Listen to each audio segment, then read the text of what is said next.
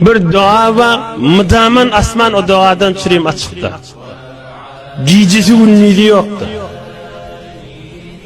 Bir dua var, her kimden olsa kabuller.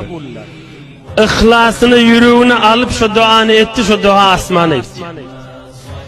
Hiç retkoru yoktu.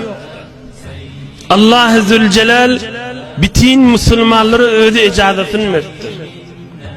Ve Nebi Ekrem Aleyhissalatu vesselam da şun okuyanın da şun piri hesap.